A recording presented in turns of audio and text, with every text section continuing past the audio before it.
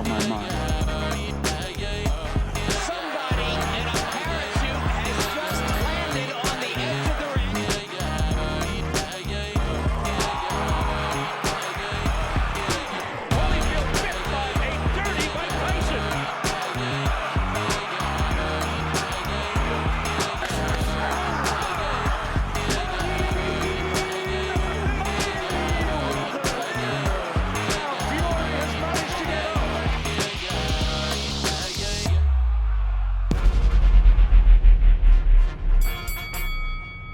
Hello and welcome to episode 34 of The Boxing Show. With me, your host, Rob Tebbutt. As always, I'd like to remind everybody to please like, comment and subscribe. Turn your notifications on for more boxing content. Now that's out of the way, I am delighted to be joined by the usual twosome. It's been a while, but I'm joined by Mr. Barry Jones and Mr. Andy Clarke as we review this past weekend's action and probably a little bit further back before heading into this weekend. How are you guys? Nice to see you. I think this has been 3 weeks since we've done it, I think. Yeah, maybe that's the longest hiatus we've had for a while, isn't it? We've been picketed, haven't we? We've been on strike. You've been on strike. You've been in Saudi Arabia and Monte Carlo, Barry. No, on strike for you lot, not this your boxing news stuff. The big travelling Welshman. You're taking Wales all over the globe. What are you on about? I don't know, man. No, it's just good to see you, Barry. Yeah, nice to see you. It's good to be back, mate. You can just see it. Barry, Andy, how are you? How's fatherhood treating you? Yeah, it's good. It's good. Me and Barry were chatting about it downstairs over a coffee, and yeah, of course, it's tiring, and it's a bit anxiety sort of ridden at times. But I wanted to have a kid, so I'm not going to complain about it. What's the alternative? Not look after her? You should have adopted first, because you can give them back, and you adopt the kids anytime you want to. Yeah, I don't think you're really supposed to. I think is that like a thing? I think you're supposed to be sort of committed to the process. I don't think it's kind of 28 days money back. I'm not sure that's really the dynamic of it. But what if the kid's not as nice as you thought it was going to be? Well, I mean, you should have done better due diligence in that case, shouldn't you? Really? By the way, right, kids that are a pain in my ass or constantly. But if I had loads of money, if I won like a massive Euro lottery, I wouldn't do no more kids, but I'd adopt more kids. I couldn't. The thought of being kids, no parents, and all that breaks my heart. I'm a big softie for stuff like that. Like I'd run over you in a truck, I wouldn't care. But, I mean, I wouldn't even look in the mirror and see if you what happened to you. But like when it comes to kids and stuff, I'm so soft. If I seen anything, I'd be adopting kids and mate, I wouldn't have no money left. Actually, if I had money, I'd have no money left to do with kids. So. When I get loads of kids, you can borrow one. That's what I'm trying to say. Like I said, it sounds like you're trying to pitch to Andy to adopt his child. I'm a human trafficker now. All of a sudden, this has been a very interesting start to proceedings. I'd be a human trafficker. It's good. It's good. She watched Joe Cordina against Vazquez with me on Saturday night. How did she score it? She didn't score it round by round, but at the end, I mean, she said that the overall impression that she had of the fight, although she understands that that's not how you score boxing, was that Cordina probably did enough. It's still in the early stages. It was an informed debate. You're in the early stage. You're in those early rounds where you're just having a look, just trying to gauge things. Wait till you hit those middle rounds, mate. You have to start biting down on the gum shield. Some serious heavy weather. Yeah, no, I'm sure. But it's fun at the minute. It is fun. As I mentioned at the start, we're gonna look back at this past weekend. But as it's been a little while, and there have been certain developments, certainly in Saudi Arabia, that we've not discussed, we're going to go back and have a look at those. But we're not going to go too far back to start with. We're going to start this past weekend for another Welshman who was in Monte Carlo this weekend, another Welsh super-featherweight world champion, Mr. Joe Cordina. Barry won a majority decision against Edward Vazquez in a fight which I think it's fair to say was a bit more competitive than we maybe expected it would be. Yeah, it was. I mean, I never underestimated Vazquez's ability. I thought his all-round skill set was decent, and he had a good engine, and he's aggressive, but his fast hands, fast feet more than fast hands. He closed the distance quite quick. But I just thought the physical size added with the ability that Joe has. Not the power so much, but the ability and the size was always going to be a problem. And I thought it would have been a comfortable night for Joe. It was nothing but. I think he wins a hard fight. Like there's no problem. Like it should be a hard fight at world level. I think we go back. Now when we see fighters take punches, and I'm guilty of this as well. We see fighters take punches, and we go, ooh, not as good as I thought he was. you're going to take punches. You're at the high level of operating at a high level. You don't want to, but you should have to take punches because the quality of the opposition should be good enough to make you think about your mistakes. But I think Joe tried to make his physical presence show, and he sort of did. But with that, meant he had to take too many shots. And they weren't heavy shots because Vazquez is not a puncher by any stretch of the imagination. That's the truth. So Joe could weather it. But I think with him doing that, sort of emptied his tank a little bit. It was a fantastic fight, but I thought it was a really good fight to watch, and especially there in front of 300 people. No, it was a really good crowd actually. I got it was really with the net worth of 300,000 people, most likely. Half of them from St Mellons in Cardiff. And so he brought a fair few over from Wales. So I got to be fair to him, and they all sneaked in somehow. But but either way, it was a really good fight to watch. But I think if you're going to be the aggressor and use your physical presence to pressurise a fighter, you have to do it continuously for round after round until he wears down, and then the idea is then you take over once he's tired. Joe would do that, then he'd box for a round, but that allows Vazquez a bit of time and space and a breather, and then he'd go back onto it. Then he'd go back pushing the pace again. I think him doing that, I think Joe suffered more for that than Vazquez did. Ironically, he didn't sustain any sort of tactic with his assaults. I noticed that, but he was still good enough. And Vazquez I thought he boxed beyond himself. I thought he boxed fantastic and made Joe work, especially down the stretch. I think he really pushed him. But he won a close fight. Being the job you do, once you say something, you can never go back. So on my scorecard there, Joe winning by a round. That's all in the end. By a round in the end. But when we got to the 11th round on the radio, I said it feels like a one-round fight. And I thought Vazquez won the last round. So I said, and so at the end with all that euphoria, we're all going, so have you got to know about it if it's a one-round fight? I said, well, I think Vazquez nicked that. And then I went out as I think Vazquez nicked it as the fight. So they went down as I thought Vazquez nicked the fight, and I didn't. But it was close enough not to... No, it was close enough to have an argument, I thought, but I just thought Joe just did enough, but too close for comfort. But... And I think a lot of it is all promoters. Eddie Hearn, is vocal about boxers have to sell themselves. If we want to see them again, they have to show us why we should want to watch them again. So there's a need for fighters to want to impress. There's a need for fighters to want to get involved in hard fights, in wars, in fights that the public will adhere to. But you got to box to your strengths. You got to win the fights first and foremost, because if you don't win the fight, no one's going to want to watch you again. That's the truth. Or they do, but you're on the wrong side of the street and you're getting less money for hard fights.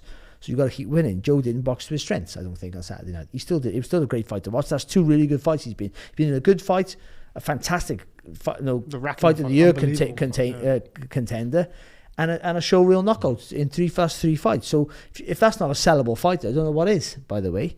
So, and in a division now where Shaki Foster coming from behind, well, maybe to get a real impressive win. Navarrette's an all action fighter. So really, this fight there will all be good. And of course, Lee Wood, which is when they're going to talk about, which probably will happen next, is a brilliant fight with him and Joe, because you see Joe can get hit, and you look at that on Saturday night and think, if that's Lee Wood hitting Joe Cordina with those punches, as good as a chin Joe has shown he has. Is he still on his feet? And if Joe hits Lee Wood with the shots that he can throw, you're pretty sure Lee Wood's going to be on the floor. He's not going to stay on the floor because that's the way he's built. But he'll hit the floor. So that fight is a fantastic matchup all of a sudden. Where prior to that contest with Vazquez, I always thought that's a fight where Joe boxes rings round Lee Wood because he has the ability to do that. But I think, and I'm not sure. I'm not going to Andy speak. I'm not sure if Joe can go back to what he was before, which is not always a bad thing. I think he's evolved a little bit more. He's got a bit more mature, and I don't think he's as light on his feet as he once was. Do you think that's, we'll come on to Andy shortly. Do you think that's, I mean, he got the first round stoppage win, Joshua Hernandez, was it, in fight camp? And he was a very tough kid. Like, everyone expected that fight to go long. Then obviously had the knockout of Kenichi Ogawa early on in that fight, who's a granite-chinned world champion. Drop Rakhimov. Yeah, do you think you start to fall in love with the power a little bit? Do you think he starts to maybe think that he's a bigger puncher than maybe he is? I think so. And because he's older and he's matured, he's 31, going on 32, I think, if I was correct. Then he probably feels physically stronger in himself. But against Vazquez, he was so much bigger that I think he thought, I can walk him down. Yeah. Now, if I can stand toe to toe with Rakhimov, then I can certainly stand toe to toe with a smaller, lesser version of Rakhimov, for the want of a better analogy. So I understand why he did it, but you got to do. I used to say the same to Joe Calzaghe, and he wouldn't listen. And where did he end up? And I mentioned Joe Calzaghe, and I haven't said pivot yet. Oh, there you go. But like, if you should outbox him for. Yeah, I said to Joe Calzaghe once before. You could stop everyone in 8 rounds. Everyone you fight, you could beat them all in 8 rounds if you didn't try and stop him in 2. He used to go out there and try and stop him in 2 rounds and just do too much and get involved in a really ugly affair. Quite often, not always, but he had a pocket of fights there that weren't good to watch. But if he just would outbox them, confuse, and once they get tired from missing and being constantly hit from angles they couldn't see, which Cordina can do that, by the way, to a certain level, or certainly could before, then you could destroy him. Confuse, destroy, and you got to build that up over 4, 5, 6, 8 rounds, however long it takes you, before that fight starts to tire with frustration and just physical exertion and missing. All that mentally drains you, and that physically gets you tired. Do it that way. And Joe Calzaghe did it once against a fellow called Murchikanen or something, from Georgia, the country, and he did it that night. And I said, that's how you beat everybody. He wasn't up to the level of others, but I think that's what I thought that was his blueprint. He should box. I think Joe Cordina could have done that against Vazquez, but he thought, I'm just going to walk this guy down. But then you're just presuming because he's smaller, he'll suffer under the pressure. I used to get that issue. People think I couldn't punch, then I couldn't take a punch, so I couldn't cope with pressure. But in reality, that's all I was used to doing, was having people try and knock me out, people try and bully me because I wasn't big and strong. So I was used to that. That was never a problem for me. The more you do that, the better for me. You give me a target to hit. And I think Joe fell into a bit of a trap like that. But it was still a good fight to watch, and world title fight should be closely contested. But on paper, it was a fight where he was meant to look good and meant to be relatively easy. But I think it might have done him a favour with trying to sell him down the road to certainly a Lee Wood fight or a Shaki Foster fight. They'll fancy it more, and I think the public will want to see him now and think, that might have a different sort of outlook. If he wipes the floor with Vazquez, then him and Shaki Foster looks like, for me, like not an easy night, but Joe was in a big favourite on the body of his work of late. Now you can see Foster, you could argue a thing where Foster could easily get the win. I don't see it that way, but I think you could argue that. And Lee Wood now, you could certainly see a gap for Lee Wood. He'll get close enough to hit Joe on the chin, and that's all Lee Wood needs, because Lee Wood is arguably one of the best finishers in the world right now. Andy, still with us? Don't talk to Andy. Barry just mentioned there, kind of, it felt like, I've tweeted about it, remember the Farouk Kurbanov fight, where Cordina kind of stood in the pocket at times, and that was a majority decision as well. One judge had that a draw, and it kind of reminded me a little bit of that fight where Cordina, unlike the Rakhimov fight, where I felt like he was forced to fight at times, kind of elected to fight, and as Barry just mentioned there, was kind of not stuck between styles, but you'd see a round of Cordina boxing, a round of him trying to stay in the pocket and exchange and left hooks to the body, kind of Mexican style. But overall, sort of not quite the polished performance we were looking for from Lee Wood, but a performance, rather, been a few weeks, a performance that might attract some of the other names at 130 pounds. It could very well do. I loved it. I thought it was terrific to watch. That casino is a mad kind of venue, but again, it's an interesting sort of backdrop, and not that that's relevant here, but it was a thoroughly enjoyable fight. And I think with Cordina, there's a few different elements at play, and Barry brought a couple of them up there. And having kind of followed him from the amateurs, where even in a 3-round fight, he could tend to drift a little bit. When he came into the pros, what I wondered was, not necessarily did he have the minerals for it, but did he have the kind of concentration levels for it, to be plugged in all the way through and dig deep when you needed to and all those kinds of things. And I've said that a couple of times, and maybe other people have as well. And I also have this theory that good-looking fighters get questioned a lot when it comes to their toughness. I just hate it. He would know. There you go. Constantly. Skillful, good-looking fighters. I'm get still that. getting to know. You never boxed. That's it. They get that leveled at them. But as basic as that is, it's actually true. Josh Kelly, for example, another one who came through the same Olympic graduating class, and they can get stuck in a little bit of a mindset where they want to prove to people that they can do it. And I think there's an element of that. I think he wanted to prove to people who thought he didn't have power that he does, and he showed that against Ajagba.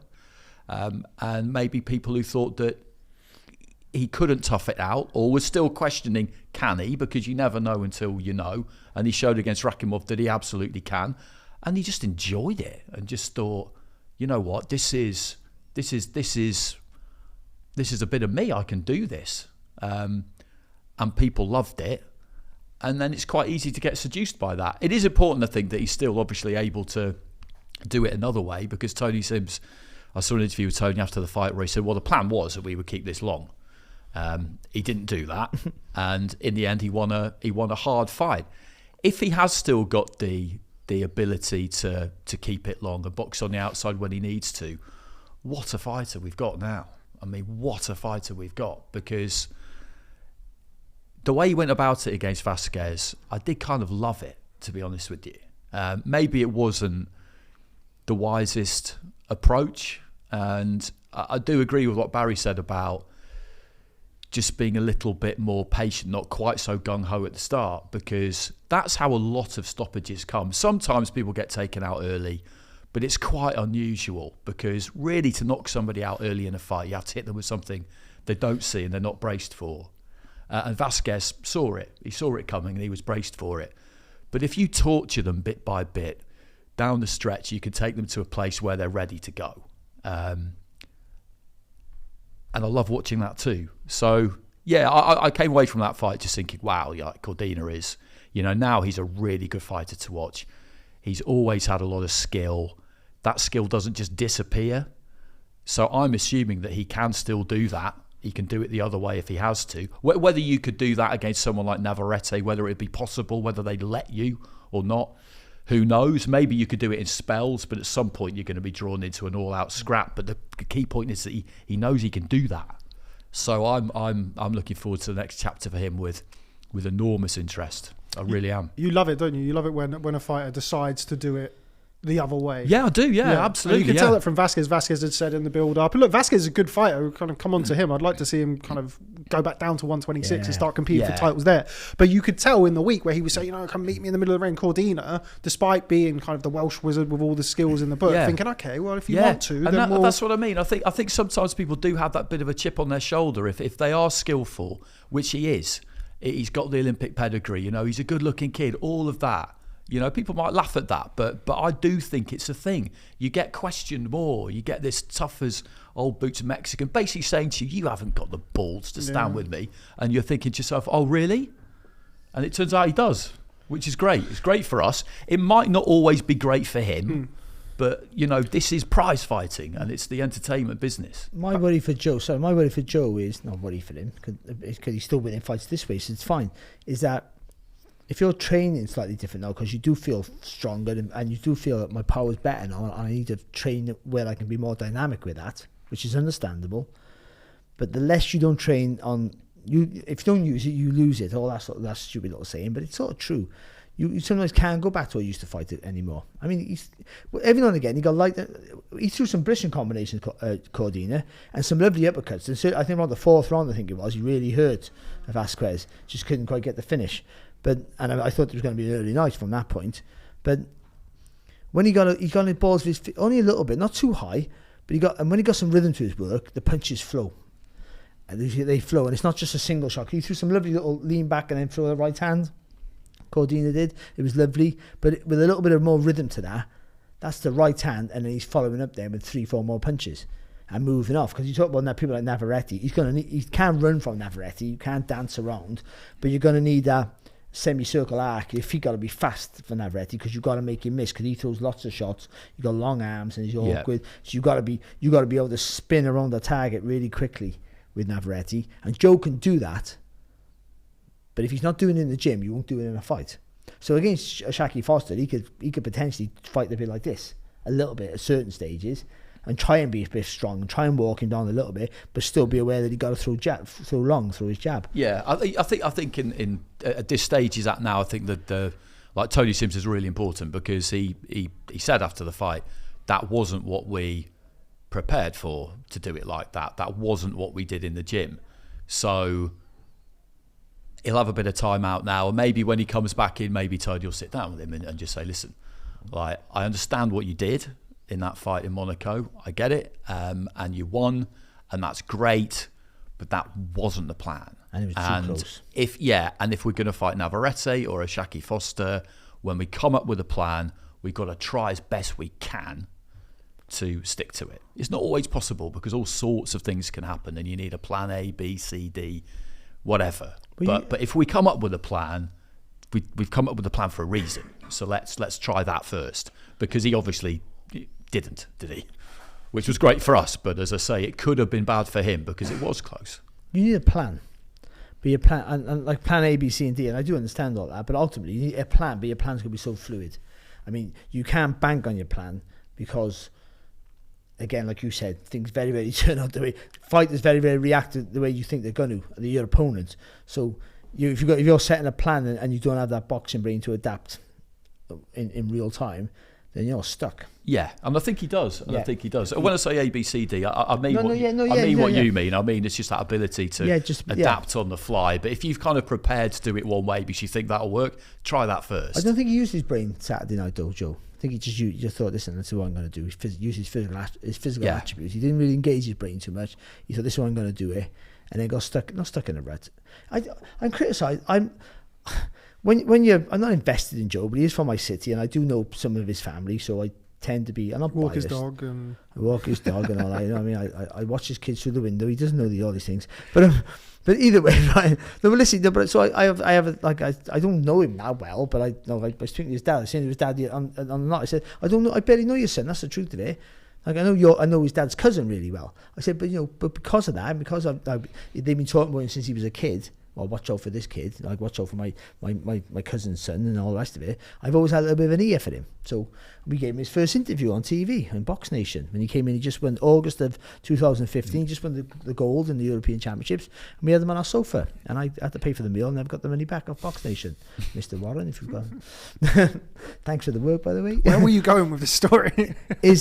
Sometimes you're either too biased when you feel you're invested, or you're too hard, and I feel that I might be too hard. I'm always going, you shouldn't do that. But I think that's partly because when you watch, when you know the amateur pedigree there, and you know the kind of the skills that are there, and then we've seen the toughness that is obviously also there, and some punching power that is also there that we didn't necessarily know whether it was or whether it wasn't.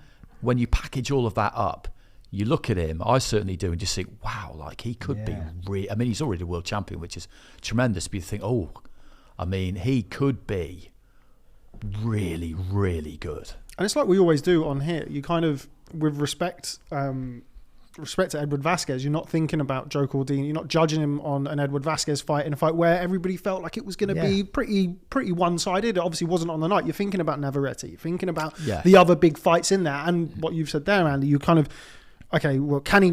People said at the start of his career he can't punch. Okay, well, he knocked out Joshua Hernandez. He knocked out Kenichi Ogawa. Box ticks.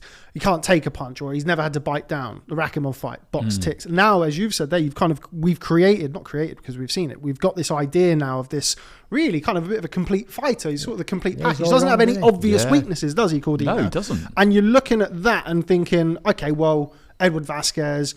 Okay, featherweight moving up. Okay, he had a close fight with Ray Ford, but Ray Ford, okay, he's boxing for a world title, still relatively untested. Cordina wins handily. And you judge him based on, probably unfairly, I suppose, in that instance, when you're not looking at him for that fight, you're thinking about and you're judging him on the other fights that could potentially be to come. Yeah, and you have to. I think that's a compliment to his ability. Yeah, exactly. That's it. Yeah, my other little worry, again being critical, is the weight. Yeah, that's something that was mentioned in the ring after the fight. He's big. By Edward Vazquez. He said that, and we saw for the sort of second half of the fight, certainly down the stretch, where he was starting to slow down. Obviously, boxed at lightweight as a pro for a period of time as well before coming back he started down. at super feather, went up to lightweight. I think they felt at lightweight he might struggle power wise. He had the Gavin Gwynn fight, didn't he? Which was quite an attritional fight, a difficult fight. But he's very tough, Gavin Gwynn. And at that point, we didn't really know how good he was. And he's boxing for European. Yeah, Gavin, and he's a really good fighter. So the fact that you couldn't stop him at the time, it kind of raised some questions about the power. Now you'd look at it and you wouldn't really think too much of that. I think with the growing into that weight, but it made sense going on super featherweight because there was more options there for you. At lightweight, you weren't getting a world title fight against someone you could maybe beat. It was a world title fight where you were massively the underdog at lightweight, because the lightweight is all the politics at the time when he was up at lightweight as well. But even with all the politics, just the fighters who were there, you know, like for your first step up, that's too much of an ask. He might have got there, but I mean, it's too much. You're taking a massive leap of faith there, where against a Gower who was a good fighter, but you could see Joe winning that fight on points. Let's be honest, you never thought he was going to knock him out, but you could. You know, I fancy Joe to win that fight, but I thought it would be hard for him, even though it was a test. But no, if his first world title fight against Lomachenko or Stevenson, I know you're putting Joe. You're struggling to see how he fits in at that point, because he's never been anywhere near that level. So I think the move down to super featherweight was a right move, but I'm not sure if that maybe, you know, because every year you know, especially when you're 30s, you start to widen up a little bit and just make it a little bit harder, and that can be in months, not just years now. No, you might have not fight for 5 months now, and all of a sudden you might only walk around 10 stone 5, by the way, which is not a lot to get down to 9'4". It's a lot, but I mean, say he walks on to 10 stone, but it sticks to you when you get older, as you're finding out. Yeah, I couldn't make super featherweight. No, but I mean, it's true. You can go up and down in weight. It's easy when you're younger. I'm finding out, by the way. Like all of us, like, well, I can't. Like, I used to go for like play football twice, go for a run for 2 days, and I lose half a stone. No, I can't. I just accept, you know, like, and I think that's the trouble, that if he's still got to make that weight, because the belt still defines him. He's not a star yet. He's a brilliant fighter, but he's not a star yet. His value's in the world title. Yeah, like he was with Lee Selby. That's a prime example. I don't think he wants to hang around, Joe, does he? I think he wants to he wants the biggest fights. Biggest fights he can get, and not stay in boxing too long, basically, which is, everybody plans for that, and rarely does it work out that way for all sorts of generally fairly predictable reasons. But I would love to see him go to America and fight Navarrete, because I think it would be a really, really good fight. Yeah, I think he would get written off by the American fight fraternity, as is their way. Yeah. And I think it'd be a hell of a fight, and one that he could win. Yeah, and Navarrete, like, he was brilliant against Oscar Valdez, but let's not forget, you know, he was in all sorts of problems in the fight before then against Liam Wilson. Almost got knocked out, was dropped heavy in that fight. Cordina can punch. Like, I think Navarrete would go into that fight as a favourite, I think, based on everything that we've seen. But yeah, I think Cordina as well, just kind of move on and talk about what could come next for him. I think he has that where and I felt it for the Corbinov fight as well, where because he's not hurting, because the shots are not hurting him, he's happy to stay in there, and he doesn't mind taking a few to get his own, but they're scoring shots. And that's why certainly in the second half of the fight, when the activity coming back from Cordina is not as high as it was in the early rounds, it can start to tighten up. I worry about that, because you get into a habit of doing that, and you might go against someone like Navarrete and take the shot and go, actually, don't hit as hard as I thought you could. But all of a sudden an uppercut comes through the middle, and Lee Woods, there you go, Lee Woods is shooting the shot, and you go, actually, he hits, but he's not that hard. Just say, for instance, because I think Lee Wood can punch. I think we over exaggerate. They're talking about, you got Julian Jackson power. I don't think he got that, but I think he's definitely a puncher for sure. But his finishing ability, though, if he hits you in an uppercut and you go, whoa, that hurt. He's going to throw 15 other punches, Lee Wood, and also he's really, we talked about this before, he's really accurate with his reply to a big carries shot. Power through the combinations as well. Like, he has the ability to slow it down, so he's pushing through every punch, and that's a worry, because you guess, I can take this shot, I can take that shot. I'm not saying that would happen. I still think Joe could, you know, box rings round Lee Wood, but you always got, again, you talk about that drifting off. He did that in this fight, and I thought it was fatigue setting in, but actually, now you mentioned that might be an inherent issue or like a problem that he has, that he does ever know switch off, and doing that so close to the target is a worry, especially with the guys who can punch. Because he did it on Saturday. Every now and again he got caught with a shot. I thought, oh, hang on, Vazquez got fast feet, but they're not that fast. Joe shouldn't be catching that from a smaller guy. They could cut the right hands, hit his head back from out of distance. And I thought, oh, that's fatigue, because you're starting to tire. And I was worried about the weight down with him a little bit, and maybe it's the weight with the tire. And it's been quite a physically hard fight anyway. And maybe it's just, you can't concentrate when you're tired. But it might just be what you said. He has those pockets of moments where he just, he's concentrating so much that he needs to have a reset. But to do that, you got to use your toes. You got to get on have the reset while you're moving around, or create a massive distance. Not be just 2 steps back where they can jump on you. So you have to manage it that way. But he's, listen, like I said at the start, that's 2 really good fights he's been involved in. And so you want to see him box again. And he's in a division now where nobody can really plant their flag as number 1. I thought the timelines were perfect for Joe Cordina.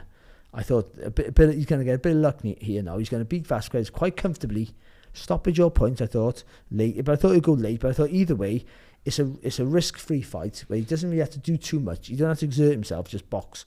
So he might go 12 rounds, but it's 12 rounds at his pace and he hasn't taken no damage, which means he can fight again pretty soon, which means him and Lee Wood could happen, because Shaki Foster had a really hard fight. He'll want a bit of a rest, which would allow Joe the Lee Wood fight, and if he gets past Lee Wood, by the end of the year, where are we now actually? Or the beginning of next year, the Foster fight will be ready for him. But no, that was a quite hard fight for Joe, and I mean, he might need a little bit of a break, to reset and go training camp. That's another 5-6 months as well of making the weight. And then that means if he does box, if he does box Lee Wood, that might be at the end of the year now, not sort of like, or maybe if you're lucky, and then the Foster fight might be the beginning of next year. Who knows with fighters nowadays? And then that a Shaki Foster fight might not happen, because he'll want to fight. He'll want to fight when Joe's not ready to fight. Am I making sense here? But before the fight, timelines are before the fight, I thought it was just, that works perfect for him. And then if he beats Foster, then Navarrete goes, ooh, there's a fight that I know I can beat. So he will think, and he's got 2 titles, and that shortens my journey now, doesn't it? I just got to go and beat him, and I got all of them then, except for 1 more. And then when Hector Garcia decides to fight again, whenever he wants to do. If he he's WBA champion, not the fight. You just keep the title for 6 years, can't you? Who's it going to be next? Because we've kind of mentioned all of those names there. I think I'm going to ask who do you think it will be, and who do you want it to be? I mean, it's not. I don't think out of the realms of possibility that he does move up to lightweight, 130 pounds. I think that's the least likely of the options, but I don't think it's out of the question. He's IBF champion, so he's got the rehydration limit the next day as well. He has to weigh in again in the morning. It's not going to help him. I forgot about that. Yeah, so who? He hasn't got the name to demand any title shots, I don't think. He's only made 1 defence as well. Once you make 3 defences with the IBF, they give you a ring, fancy ring, okay. And then you can move up. I think they do all of the governing bodies. Like, he should argue. I got 2 defences, anyway, really. Yeah. But he's got 2 belts, so you can't argue that, can you? But I think it's Lee Wood. I think it's a natural fight to make for Eddie Hearn as well to do. Should be easy business for him. Unless the money be an issue, won't it? And where will they put it? I think where will they put it? Because everyone's saying City Ground. I'm not sold that they can sell the City Ground. There's a lot. That's a lot of tickets. That's a lot. To go from selling 20,000, or whatever. What does the? No, we don't know 20,000. Do we? What does was it 12,000? What the one is the utility? The arena. 12,000. Yeah, it was 12,000. Selling that out. That's good. That's some going that is on your own. But selling 12 to. You got to sell at least 30. And also, with respect to Joe Cordina, you got Josh Warrington helping you sell that as well in Sheffield with Lee Wood. Yeah. No, but he boxed. No, but I mean the one in what's the one in Nottingham's indoor arena? Nottingham Arena. Oh, I mean that might be 9,000, 12,000. Oh right, okay, I thought you were talking about. Not Sheffield. I mean, actually, when he boxed Lara there. It's 8,000-9,000 that place. Yeah, I thought you were talking about. The actual when he boxed in Sheffield. I mean, but selling that out on his own name is phenomenal. That's brilliant. But to go from that to 20, 30, 40,000, whatever you think you might get or need to make a profit, is certainly you need 20 or 25,000, wouldn't they? That's a massive gap. You're asking for more than the football community then, and you're asking for the whole city and others around to come down and join you. And then you're asking for Joe Cordina to bring a lot of people. He'd bring a lot of people up, but how many? And Joe Cordina is going to be asking for a lot of money.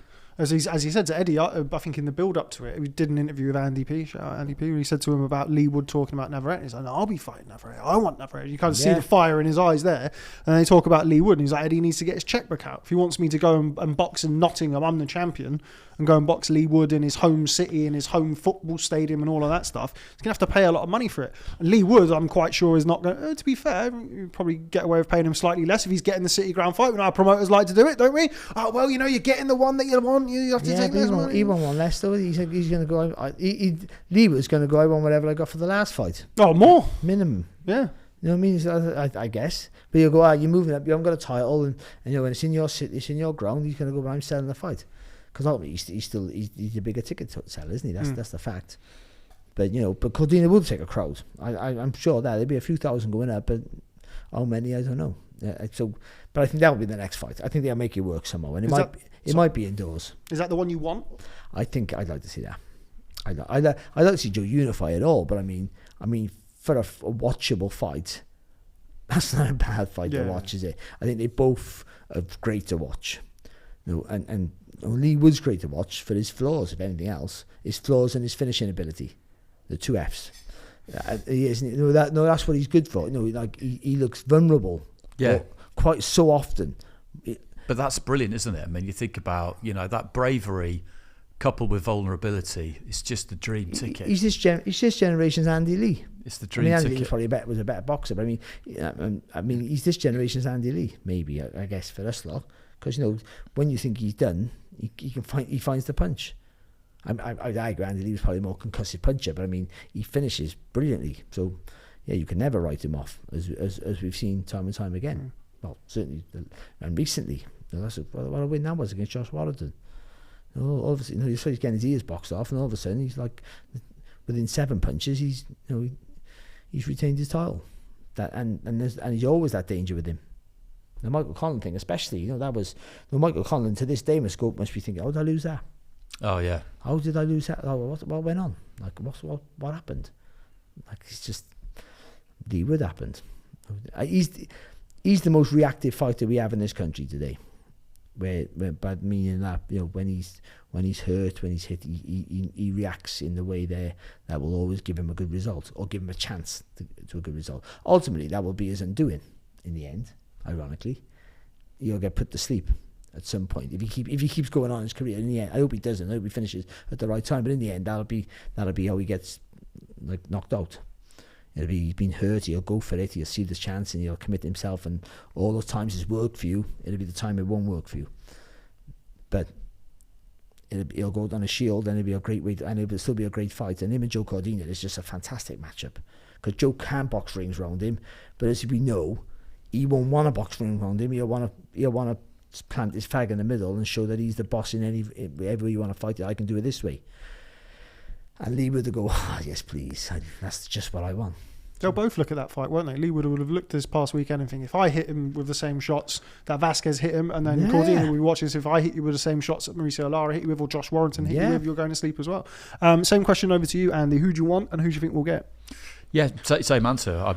I want Lee Wood, and I think that's what we'll get. I think it'll be a terrific fight for all the reasons just outlined. I'd love to see him go to America and fight Navarrete. I'd probably prefer to see him fight Navarrete than Oshaki Foster. Yeah. Not for any particular reason, to be honest. Stylistically, isn't it, for start? Yeah, but I just, either one would be. He's got a lot of good options, hasn't he? But the best option for him, so long as he can secure the bag, is to fight Lee Wood. But he's right, I don't think I have any hesitation at all about going to somebody else's backyard, but you have to get paid. That's the reality. I'd love to go to Vegas to watch Cordina. Yeah. I don't care where it'd be amazing. I'm just trying to think about potential. It would probably only have to be the Virgin Navarrete Hotel, one, the old what's it called? Hard Rock Hotel there. There's lots of places. Cosmopolitan, Mandalay Bay is not massive. The Palms Hotel is not massive, but it's a really good venue. It's like a round thing like this. We're just trying to go to Vegas, aren't we? Get on the Boxing News dime. There we go, buddy. There you go. I think we'll get the Oshaki Foster fight next. Well, that's another. Yeah. I think is we'll he get with Matchroom? He beat Rocky Hernandez on a Matchroom There's a card. I relationship, think isn't there there? will be. I think there will be. There's a relationship. Yes, there will be options. I would imagine. So I think that we'll see Cordina or Sharky. He's got the same trainer as Regis Prograis, hasn't he? Shaki Foster. Hmm. Bobby Benton, isn't it? I think that's his name. Yeah. So, yeah, I remember meeting him in Dubai last March, and he won a good hard fight against Yakubov. Yeah, that was a good win. He's got an interesting backstory, all that kind of stuff, and I was just waiting to see how good he was, having never seen him at ringside. I remember coming away from that just thinking, yeah, okay. So he's been a really good addition. So any of those three fights are going to be really good fights to watch. But for us, by a distance, to stand out is the all British fight, isn't it? Yeah, I think he had a really good win as well against Ray Vargas to win the title. Yeah. He was very, very good that night as well. Ray Vargas is a good fighter, not a super featherweight, but a good fighter. I think we'll get Cordina or Sharky Foster. I think we'll get Wood Warrington 2, and then Michael Conlan versus Zelfa Barrett. Because I think Conlan... Assuming Michael Conlan beats Jordan Gill. I think he's a big favourite in that fight. Yeah, he is, And I think that despite Conlan not being a super featherweight, I think once he wins, and I expect him to win by stoppage, I think he'll probably go, I feel stronger at this weight and all of that stuff. He's in his 30s now. Why would I want to cut any more weight? And then you could get that. Because Zelfa Barrett's going to be sitting around there, hovering around, and he's waiting for his shot. And Cordina's kind of made it abundantly clear he's not really interested, with all due respect to Zelfa Barrett. He wants those unifications. He wants those big fights. So I think you could end up seeing Conlan and Zelfa Barrett kind of without a dance partner, and you never know. That could work. Right. Anyway, before we move on and talk about this weekend, let's have a look at this past weekend with the changing of the guard at light flyweight in the card of Monte Carlo. Sivanati Nontshinga, anointed Barry as kind of the next one up at light flyweight, was dispatched in ruthless fashion in 2 rounds by the new light flyweight champion Adrian Curiel. It didn't look like much, did it? It was great right there, but it didn't look really overpowerful. He didn't really turn it over. But what he did, he took the step to the side, so maybe all the weight, when your head can give you a bit of leverage, and he sort of went like that. So he sort of went like this, but he went like that. And maybe the head brought a bit more weight on there, and he hit him clean, didn't he? And also, if you don't see it, if it's gone over, if you've got your gap, I can't remember if his hand was high or low. I don't think it was that low, his hand, if I remember rightly. He was popping a jab out, and he got timed over the jab. But I mean, if you don't see it, catches you there, you're done. And he was out, he was brilliant, and not quite against the grain, but I thought Nontshinga was going to dominate. I thought he used the reach. I thought on paper it was a fight that he really hard to see him losing. I thought, because he can box well, he has a high output and all that. Curiel didn't look great. I looked at him on tape. Didn't look good, solid. Didn't look fantastically, brilliant in any department. But he carried the power for that, and for that division to get a knockout like that, 1-punch knockout, you don't see him do very often. No. I can't remember the last time I seen a light fly destructive. Baby Jake Matalala, but that was a flyweight. When the new way was down at light fly. Kenshiro as well. Kenshiro down at light fly. Now he's a brilliant fighter. Yeah, he's the number 1 in the division at the minute. But for me to actually, I've actually seen, I was there. I was one there. punch, and I was there one night. I was right alive. It was just like, that was unbelievable. What a win! And he keeps picking Mexicans, doesn't he, Eddie Hearn? Yeah, loves them, doesn't he? I think as he was walking to the ring, as he got into the ring, I think it was Costello or somebody said, will it be 0-3 for this famous fighting nation of Mexico? Because obviously at the time, I think two had lost. And you just think it's quite unusual for all 3 Mexicans to lose on a card, isn't it? and then as we saw, there was a plan somewhere. Yeah, exactly. Had to tempt fate. Andy, going to come over to you for our heavyweight offering of this past weekend, and another impressive performance from F.A. Ajagba, who's had himself a really good 2023 after, I think we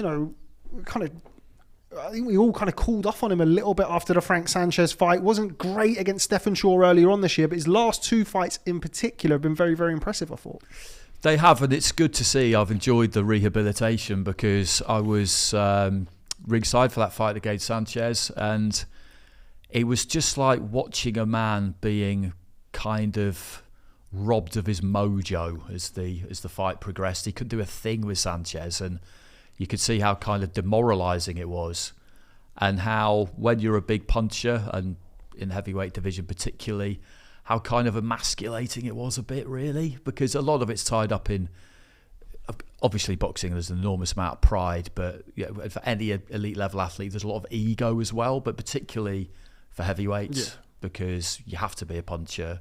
And if you've been taking everybody out, then if you come up against someone who you can't really lay a glove on and who makes you look like a bit of a dickhead, then that's really, really difficult to take. And what fighters are afraid of isn't physical pain. It's not even really losing. It's being embarrassed and humiliated. That's what they really... That's what takes the getting over. And I think that's what happened to him against Sanchez. And I think it would have taken quite a lot of getting over and a lot of questioning of yourself and all that kind of stuff. So I can understand why the performances immediately after that were a bit lukewarm. But it's good to see him just letting his hands go and having some confidence in what he does and what he can do.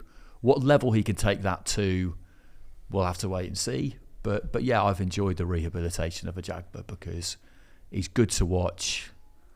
I think it's good to have, fighters from different corners of the globe as well in any division. And I would just, I'd love to see him fight Nigeria at some point. I think that would be epic. So yeah, it's just good to see him. Just good to see him. Ngannou next then. Being put through those kind of fights. Yeah, well, being put through those kind of fighters. We'll come on to Ngannou shortly. Being tested out by Top Rank, because we talked quite a bit about how they go about things. If you suffer a setback, if you're one of their fancied fighters and you have a setback, then the way they respond to it is generally quite, bit of tough love, maybe. They don't waste time, do they? They don't waste time. No, they don't waste time. And yeah, I'm curious to see what they think would be a good match for him next. I saw somebody throw out Jared Anderson. They're both top-ranked fighters, obviously, and as we know, they're not averse to doing things like that. I mean, I'd love to see that. I don't feel like they will do it, but I would be keen. That's another fight that I might take his soul again. But I think if had Ajagba not rebounded as impressively as he has, I think they might have done it. Because now I think they've got two potential options again. Yeah, exactly. And maybe that's a fight that can happen down the line with more on the line. Yeah. But had he have kind of come back and looked like, the Frank Sanchez fight, he was just completely neutralised, wasn't he? Yeah, he was, yeah. If he'd have come back and even the Stephen Shaw fight, like after that, if he'd have kind of been a bit more timid and very tense, but I think Kei Koroma's done a really good job with him. I think the last couple of fights he's looked more organised, he's looked like he's got a more solid base, he's setting his shots up properly. I thought against Zhang he was working the body really well, was working below the belt a little bit as well in that fight, but I think he's done a really good job recently, Barry. He was relaxed. That's what I thought. Even the finish, it was just a nice smooth long right hand, there was nothing in it, and all throughout there he didn't rush his work. And I think you say that about the Sanchez fight, once you make a puncher second guess himself, he's sort of done. If that's all he's got is a punch, he's done, because by the time he's thinking about throwing a shot, he's wasted too long, he's taking punches again. And then when you start taking punches at that weight division, you're usually knocked out, or you're panicking because if I make a mistake and I'm going to get caught, and that feeds on itself. It's like a parasite, and all of a sudden then you're done, you're washed up, you can't pull the trigger, they say. But he's bounced back impressively well. That takes a lot of mental strength. And even Saturday, he was nice and smooth with his work beyond the jab. He kept trying to keep it long, because that's what he is. And I think he's still technically not the greatest. I think he can be. I think there's a lot of gaps, especially defensively. We can get him and hurt him. But Goodall wasn't there. He didn't have it in him. Yeah. It was stylistically, it was a good fight from a tough guy who can sort of walk onto your shots, pretty much what it turned out to be for Ajagba. But he didn't get involved.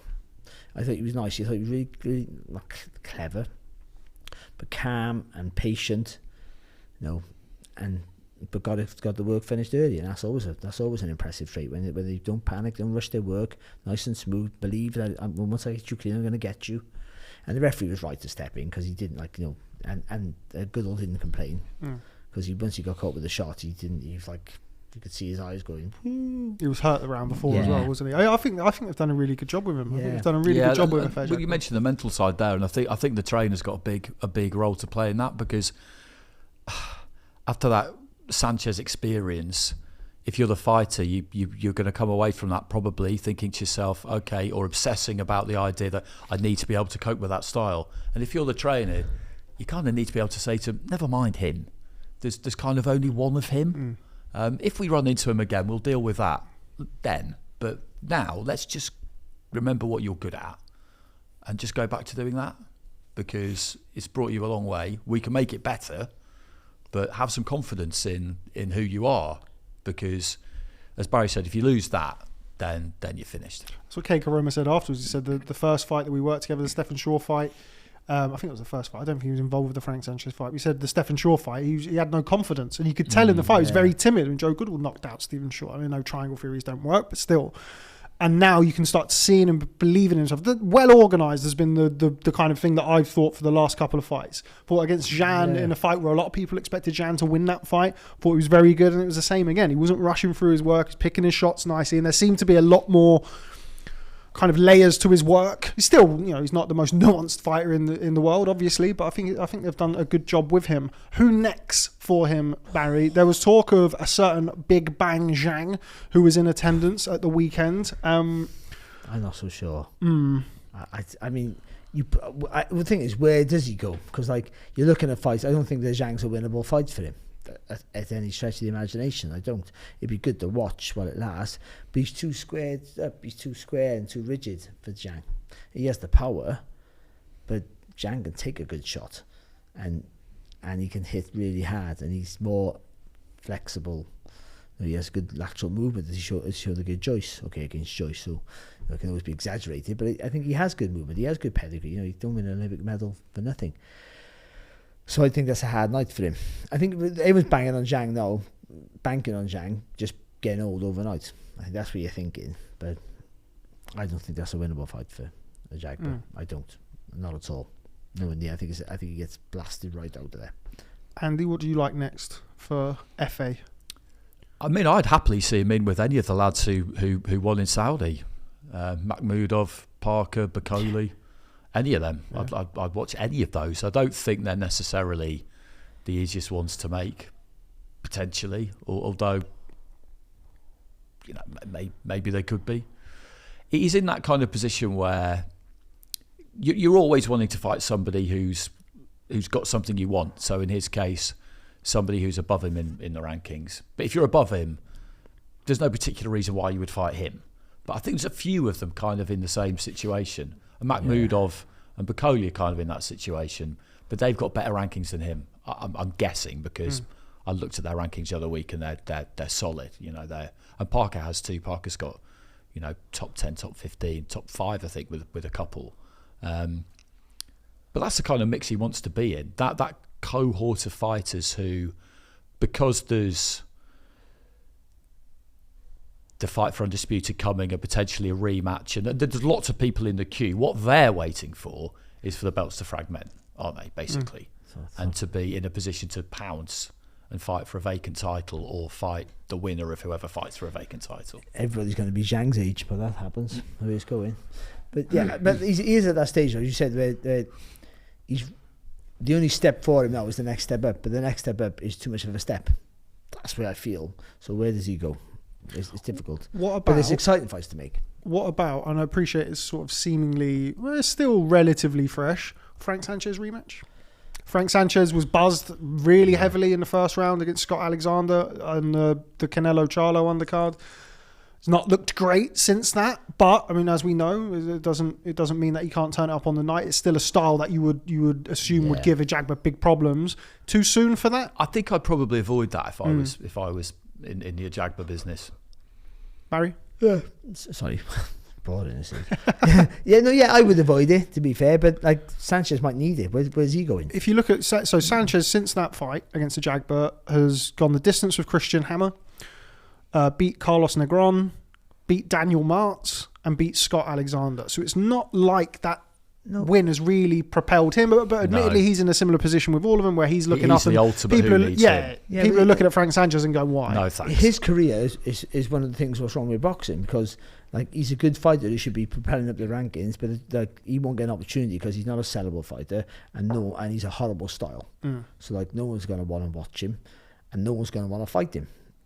Not quite that way, but definitely no one wants to fight him, because why do you want to get lost? Why do you want to lose to him? which, by the way, makes the fact that they made the fight in the first place between Ajagba and Frank Sanchez so baffling to me. But I think they were obviously heavy on Ajagba, knocking him out. That must have been the case. Oh, he's not Francis Sanchez is not as big as the heavyweights. So if Ajagba can whack him, he's done. But you've got to be able to do it clean, haven't you? That's the thing with Sanchez, and he's a really clever fighter. So maybe he probably needs a Ajagba fight more than the Ajagba needs to, like. Yeah. He does. No, I'd agree with that. 5 o'clock in the afternoon. Yeah, I'd agree TV. with that. It's weird how that dynamic can occur when one's beating the other one, but I think that definitely is the case. And I think Ajagba's much better. I mean, that first fight, he felt sorry for himself quite quickly, from what I remember. It was almost like, you're not really, why aren't you cooperating? And he also got hurt, and I think he wasn't expecting that. I think they expected the awkwardness and the movement, and then when he got dropped, he was like, oh, hang on, you're supposed to just be a tricky Cuban, mate. Like, no one told me about that. I never agreed to this. You're not supposed to hit me. Like. Yeah, exactly, why wasn't I consulted? Yeah, you're supposed to run. Me. If you told me this was what was going to happen, I never would have agreed to it. They'd offer Makhmudov, or they'd offer Ajagba to Makhmudov. They'd offer that, I think. Makhmudov's co-promoted by Top Rank, isn't he? So Makhmudov is the one they're probably going to want to sell more than him, I would say now. There's talk about, and we're going to come on to the Saudi experience now, because we haven't caught up on it, and we're kind of talking around the point. I didn't see that. I don't buy into all that stuff. For Fury and Ngannou. Okay, well, me and Andy are going to speak about it. Just be quiet. I swear I saw you there. Be quiet. Be quiet. I swear I saw you there. What's that? While we're talking around the point, we're going to go from the top up. So the fighters on that card, heavyweights he's talking about. There's talks, apparently, according to Declan Taylor of Boxing News, that Arslanbek Makhmudov may or may not box Martin Bakole in the, as I dubbed it on Twitter, the two big bastards that nobody wants to fight eliminator. Oh, he was good, Bakole. Yeah, Bacole's a handful. I've been saying it for a long time. Bakole, I think, shout out Billy Nelson, but I think because Billy can rub people up the wrong way at times, it does detract from the fact that, look, even at 300 pounds and a half, I thought Billy was on his back. Bakole is an absolute handful for anybody in that division. No question about it. Do you know why? Because he's so smooth with his work. He got all the shots in the book. We don't load up with this, so it means he can. So theoretically, throws loads of punches for heavyweight. Body shots. But it's because he don't load up. So theoretically, he can throw punches all day. He just go boom. He just turns his body on the stool there. He turns his body all the time. Nothing loads up with it, and he's massive. And he's heavy, and he walks you down. I like him to lose like £60. No, even if he just lost £20. Yeah, Billy. Yeah, he's normally about 280. Well, his last three fights. Just a massive shit. He lose £20. Yeah, his 3 fights before that last one we watched, he'd been, I think, 275, 282, and then 280. And that was about £20 more than he'd been prior to that. Yeah. But he looked good at that weight. Whereas the two, didn't he? Yeah, he had an injury camp, and that's why he came in at 299. That was one thing that I didn't tweet about because people tell me I'd be too negative. But there was a lot of fighters on that card in Saudi. You come after the fight and we're like, oh yeah, I wasn't really fit. Like Fabio Wardley said it, Moses Atalma said it, Martin Bakole said it. And it kind of made me think you're getting paid so much money that you can't pull out of a fight. But I know for a fact Wardley had a proper camp. Yeah, it was kind of it was a terribly kept secret, wasn't it, in boxing, that you've got three of the 8 heavyweights on the card, or 3 of the 8 sort of main fighters on the card, all admitting to going into the fights injured because they couldn't pass up the financial opportunity. I know fighters do that generally anyway, but when you're considering that, I mean, Bacole's apparently was so bad that he was £300 and, Wardley couldn't spar and Wardley couldn't do this. There's a difference between carrying a niggle and not being able to spar at all in camp. The thing is, though, especially for Wardley and Adelaide, they were getting paid so much. Yeah, you're never going to pull out. It was just something that kind of... You'd rather lose. I mean, you wouldn't rather lose, but I mean... And also, either Adelaide doesn't lose anything from that fight. No. I don't think. I mean, he loses his career. I mean, he loses that undefeated record. I mean, no, he took the fight early in his career. It's a learning fight for him. He didn't box great, but I think Wardley, pressurised him perfectly. And he walks away with £500,000. So it's like, I can't name another. You can't name on your fingers how many British heavyweights have earned £500,000 for a British title fight. You can't name that many. Can you? I mean, has it ever happened? You can't. Joshua. What did Dillian White get? Well, Joshua Dillian White's pay-per-view did 800,000 buys. Yeah, but I mean, for the purse though, the purse. Yeah. So the purse is you have a purse, then the back end. So it'll be Lennox Lewis, when he boxed Gary Mason, I think. Yeah, that was a European title as well, wasn't it? Yeah, and then you got Joshua against White. Yeah, Fabio Adelaide. David Adelaide. Yeah, I remember. I don't know what Gary Mason, but I don't think I talked to Bunty about this out there before at the open workouts, and he was saying that he didn't know for absolutely sure, but he thought that all things considered, it was probably the richest British title fight ever. Yeah, because Mickey Diff broke the bank because he was so sure on Gary Mason beating Lennox Lewis. I think he went all out and massively overbid for it, like, to get that fight. So Lennox got like absolutely loads of money for it, but unheard of. But I think they'd be so sure that Gary Mason was going to be the next, and rightly so, because Gary Mason was fantastic. But he was so sure Gary Mason was going to be the next British superstar. I think that was that way, and obviously Joshua's a different level. But Dillian White would have got paid real short end of the stick for that. Yeah. At that stage of his career. Yeah. So these two getting that, you can't blame him. So you couldn't pull out with an injury. You couldn't pull out. Yeah, sure. As I say, it was something that randomly popped into my head. It gives us about 40 minutes to try and go through the main event from Saudi Arabia, which was, of course, easy. Tyson Fury winning a split decision over Francis Ngannou. Mad is absolutely right. I still really can't believe what we saw. Andy, going to come to you first. What the hell happened over there? I think what happened is that Fury took Ngannou lightly in the way that it's always possible anybody can. And I don't mean that it translates into you not doing any training or not doing the things you're supposed to do. But what it can translate into is you not really believing that they can beat you, not really believing that they're a threat, therefore not mentally having that edge that you should have, and that will give somebody a chance. That can translate into a flat performance. If you don't start that well, and they do, and they're a bit better or a lot better, as it turned out, than you think they're going to be, you add all of those things together and you get what we got. That's one way of explaining it, and that's the formula I would choose to try and explain it, because in a way there was no explaining it, because people are talking afterwards about how Ngannou could now be a top 10 guy and all the rest of it, and as we always say on here, you give props to, all right, he didn't win, but it was at the very least a huge moral victory for Ngannou. You give props to the winner, and he deserves an enormous amount of credit, but I don't know how good he is off the back of that performance, because Fury was so woefully under par. He said it himself, everybody else has said it, because there's nothing else you can say. He was, compared to what we've seen from him in the past, awful.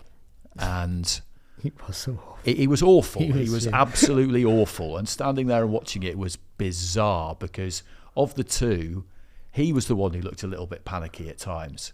He was terrible. And after the fight, I remember thinking to myself, everybody was saying, it's never going to happen, that fight with Usyk on the 23rd. And I was thinking, I think it's absolutely what he needs. Just get him back in there as soon as you can, so that he can't stew over this and obsess about it. He'll already be fit because he's trained for that fight. I think probably what would stop it is the fact that he wasn't already fit. So he doesn't have that base to work off. So you take a couple of weeks off, then back in 6 weeks, Usyk locked in. And maybe you see the best Fury we've ever seen. But it wasn't an odd experience to watch it, because Ngannou's a champion in his own field. So the fact that he had the composure and the discipline and the mental strength, that didn't come as any surprise at all. But just the basic kind of fundamentals that he had were better than we probably thought they would be. Footwork especially. Yeah, and the balance and all that kind of thing. And he could take a shot clearly. And those hands are properly heavy, because you hit someone on the top of the head with a left hand like that. And I know high on the head it can scramble you, and that's never happened to me. But you watch it and you just think you shouldn't. Ordinarily, you're not going down from a punch like that. I don't think. So it was. I WhatsApped you after 7 rounds, didn't I? And said, "How have you got this? Because this is a very close fight." I think I had it level through 7, so 4-3, and then with the 10-8 round. And by the end, I just thought, well, I don't think Ngannou's going to get it, but I thought he probably did nick it. On the night, I had it 5 rounds apiece with Ngannou winning with the knockdown. Yeah, that's what I had. So I had it 5 rounds apiece. But I can see the point of view that, you know, like Lennox and Paulie Malignaggi saying, look, very, very little happened outside of the knockdown. And that's true. And you can say that for Fury didn't do nothing either. No, that's it. I thought Fury won, by the way. So. When I rewatched it, I had it 6 rounds to 4 for Fury, so he got home by the skin of his teeth. Yeah, and I wouldn't argue. Just saying that, man. It's yeah, crazy, it is unbelievable. And I felt like, I don't know Tyson Fury at all. It kind of seemed to me like he went out in that first round, he let the right hand go 6, 7, 8 times, landed it 4 or 5 times. And when Ngannou didn't go anywhere, and also it wasn't the fact that he didn't go anywhere, he didn't panic. There was no took the shot and then I gotta go. You could just sort of see in Fury's face, you go, this isn't how this is supposed to go. No. I mean, like, he shell shocked. I didn't agree to this. Yeah, why did no one tell me? Whoa, what's going on here? Everyone was saying, like, well, what about the pad work? Do the pad work that you were doing again. Yeah. Like, it was bizarre, baffling. I still cannot really understand or believe what happened on the night, but I do feel that Fury kind of went out there and thought that there would be options for him and opportunities for him to land that right hand early, and when he landed that right hand, Ngannou would either cooperate or he'd be finished and he'd chin him in a round. I was saying before the build, I was saying I know, as tough as he is and brilliant as he is in his field, being hit by a proper boxer, it's not so much the power, it's you won't see the shot. That's it. And so if once Fury hits him, you might not be hurt, like you're going to fall over, but you'll panic and you won't know where you are and you feel lost. And I thought that would be the case. But Fury looked like he never boxed before in his life. He looked fucking awful. Like I mean, saying that, and I've been a big Fury fan. Yeah. I think he thought he could bully him. He bullied Deontay Wilder in 2 fights, really. You know, it was a back and forth. That was certainly the 3rd fight, but ultimately he bullied him. He thought that's me. I can just bully everybody now. You know what I mean? He had the easy night against White, easy night against Chisora. You know, both of you put favourites against Ngannou, by the way, maybe even now. But like, you just go like, this is going to be an easy night for me, and it should have been an easy night. And there's no, you can't make excuses. He never made excuses. He probably made loads, but I heard about the Netflix series. Oh, you know, he's had loads going on with the Netflix series. That's your fault. He filmed that the year before. It also doesn't matter. Like, it doesn't matter. I was rewriting houses before I boxed a world title. Yeah. We all life is life. You know, this is your job, mate. And this is your job. And even though this was a gimme of a fight, and it was a money grab, and he'd be a foolish not to take it, he had to. Is that Fury growling in the room? It's John Fury. Yeah. He's coming to talk to you about a headline. Anyway. Oh yeah, remember that one? Go on. Anyway, go on. A lot of threats that week. But either way, he's there's no excuse. You should have dominated him. I was almost saying if he doesn't totally win, whether he stops him or not, if he doesn't dominate that fight and do anything he wants to do when he wants to do it, it's an embarrassment for boxing, and I have to stand by that. Ngannou was fantastic, by the way, and we all underestimated his ability, his footwork in and out. When he moved in and out of the target, he was sliding out of distance. He wasn't bouncing or jumping. He was sliding out of distance. He was brilliant. But like you said, where we put him, you don't know. Like I said, I'll put him in with Wilder next time. It's a great fight, but like, you know, who knows how good he is? But he still give Fury a harder fight than White. Yeah, than anyone, except for Wilder in the third. And he's potentially just a really interesting addition to the whole scene. And I mean, it was. And I'm so happy for him. I'm sorry, I got to say, I was watching that fight, and I know I love boxing. And I'm not a fan of this crossover stuff, and I'm not, because, you know, I just think someone's going to get hurt, or, you know, it's just ludicrous. Or, you know, all this money being chucked around, and it's not really. It doesn't help the sport. It doesn't. I don't care. It helps the people who are involved in the promotion, and the people who are involved at that time. It helps them. Doesn't help nobody else. That's just the truth. Whatever everyone's telling you, I don't blame the promoters. No, they put on, and by the way, the spectacle was amazing. By the way, I don't know if it translated on TV, but it was amazing on the night. But you had to just go out and beat him up. Just show this, like Mayweather should have against McGregor, and he didn't, and he could have. Just go there and bang. This is my sport. Get out. And they never did it. And and Fury struggled. So, you know, but I got to a point there, and I'm thinking I wanted Ngannou to win. At some point, I hope he would. Oh, come on! In those last few rounds, I was, and I'm more of a Fury fan. I don't know Ngannou fan. I don't know who he is, but like, I don't watch MMA. I don't watch it. I'm nothing against it. I just don't watch it. So I'm like, come on! I'm cheering for him. I want him to win, because I'm thinking this is Fury's fault. He deserves this now. This is his own fault. He's taking the money, which I don't blame him for. But, you know, you have to take the money. You take your medicine with it, mate. And that was it. don't clip this out now because he's going to kill me. But isn't it? You have to kind of call it as you see it. I don't think anybody, Tyson Fury included, could have ever foreseen. I mean, obviously could have foreseen that fight being as close as it was. You mentioned, just want to kind of go back a couple of minutes, you mentioned there about Fury bullying fighters. And that was, I think, a huge turning point in the fight early on when he tried to wrap Ngannou up. And Ngannou, obviously being an MMA expert, I know nothing about MMA, but being an MMA expert and being able to frame him and hold him on the inside and then land those, and you mentioned about the heavy-handed, you could just tell those little shots, the cuffing shots on the inside, Fury was pulling out and going, whoa, Ngannou was that? They both took the scales like clothed, so they didn't weigh exactly what the scale would have said, but it would only be a few pounds different. And Ngannou was 272 pounds of pure muscle and sinew. His neck, right? Yeah, his neck is wider than my body. Astonishing condition. 272 pounds of it. So Fury at 277, they were they're the same size basically. So that kind of approach was not going to work. Not against somebody used to doing what he's doing. And boring though it probably sounds, and he wanted to put on a show. What you needed to do against him was just keep it long. Just box him, feint him and box him, jab and box. And not care whether you knocked him out. Not care. And it could have come. But he should be able to bully him in close. He should be. I feel he should be able, because it's not all about strength, it's about knowing how to manoeuvre in the ring. So Fury should really, when they're in close, tap in the elbow. People don't learn these things anymore. We used to learn these years ago. I don't think boxers learn them nowadays because maybe the sport's changed. But how to get your arm inside, and you pull on the elbow, or you lean and then pull back. So you walk with the fight. You don't struggle. If a fighter's pushing you back, you walk with him, and then you resist, and that'll break the chain, like almost. Or if he's walking, pushing back, then pull back. You got to. I know how to use your body. To play football, you play football or rugby, for instance. You might not be the biggest, strongest guy, but you know how to use your body for your sport. You're conditioned to your sport. That's what I should say. So Fury should still be able to, when they're in close, to use all the little tricks. I don't know if he knows them. He just leans over the top of you and wears you down. And Ngannou very much does know those tricks from the grappling side of what he does. Yeah, but I don't think you don't need to get involved in that. He wouldn't know about grabbing the elbows and things like that, about the boxing stuff. He knows how to tie you up better than anybody. I watched Ngannou. I had to watch a bit of MMA because I had to watch him to see how he shaped up. And he throws a nice long 1-2 when he strikes in the other sport. But most of the time when he throws the right hand, he brings the right foot forward. And then obviously that's I presume, to get close to take you down or whatever they do. And I thought, well, if he does that, he does it too often. So that would be a habit. If he does that in boxing, this is why I thought he didn't have a chance. If he brings that right forward through in boxing, you're going to meet him, yeah. Well, Fury just takes a little step back and he just got a clean, clear target to do what he wants to do. He can just go 1, 2, 3, right, bam, bam, bam, bam, bam. Anytime. That's what I thought was going to happen. But Ngannou never brought that right foot forward, or hardly ever. He stayed side on.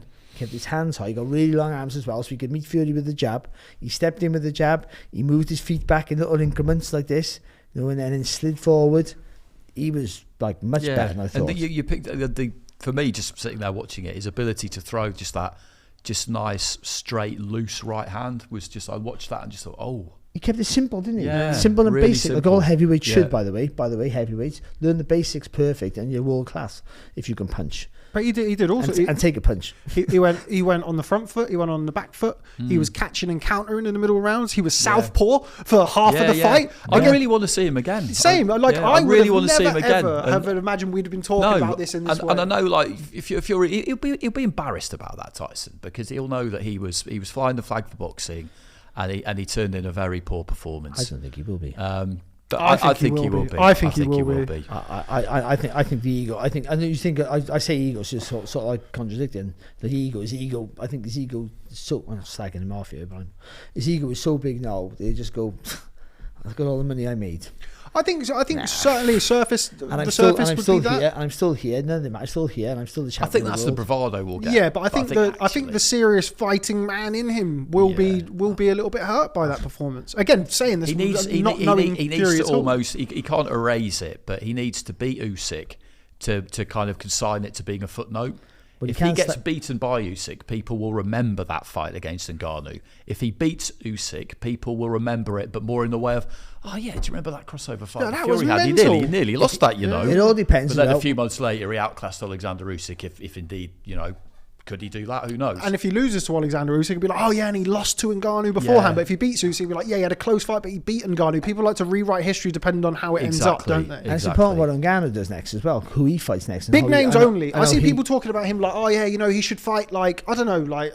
Chisora, people are talking about. People are talking about that. I want to see him the biggest possible fight. Put him in the biggest possible fight. Wilder seems a fantastic fight. And even Ngannou could retire 0-4 from boxing and be in 4 massive fights where he still makes a boatload of money, and they're good spectacles. They don't need to be half a billion. That wouldn't be the worst thing in the world for people to look at and kind of learn from, wouldn't it? Exactly. And I think like... But if he gets stashed up by... All of a sudden, if he gets beat by... Say he fights Wilder and gets done in a round, which could happen because Wilder has that power. That could always happen. No, if he it's all of a sudden, and then he gets beat by a Zhang, but then he gets beat by someone lower level again. Chisora. Schwartz or something like that, or a Wallin or something like that. Then all of a sudden you go. Then Fury struggles, and if Fury gets beat by Usyk, all of a sudden people are picking his career apart and going, actually, if you look back now, and no, he boxed Klitschko at the end of his career, exactly, and then he boxed Wilder, who was technically not that great, and also that first fight was a draw, and then all of a sudden Fury again. Rob was like, well, maybe Fury was lucky. Yeah, Fury. There was a long count. All that crap, Exactly, and the other 2 fights, he was already a broken man by then. Wilder and blah, blah, all that. All depends what happens next. Yeah, it really does. And with that being said, it's not going to be December the 23rd. But I got an issue with the fight now. What's happening? Do you think it will happen? No, I didn't have an issue with this fight happening. Ngannou, never. As long as you don't hold up anyone's career, I said. Which is, you take the money. He's in between fights. No one's begging for a fight in that period. He's staying busy, so he'll still box Usyk in enough time for all these other challengers begging for their careers to move on, because they've been held up with 3 fights with Wilder and 2 fights with Usyk and Joshua. Those titles have been held ransom, and I think that's wrong. So, but it don't matter for the better of the sport. So everyone getting loads of money. But all these other fighters wanted their option. You couldn't get it. This fight wasn't going to interfere with that, because this was an easy fight. He just gets 10 rounds under his belt and he boxes Usyk. No, that's not going to happen until February, which means it's April. It won't be April because they'll have Ramadan. So my understanding is it will happen in February. Well, yeah, but my understanding was happening in Christmas. Of course, yeah. You know what I mean? Like, it gets dragged on further, and now everyone's career is held up. So it is a problem now. That fight turned into a real problem for everybody. Do you think Fury Usyk happens? I literally couldn't tell you. I'm not confident. No, I'm not confident it will happen.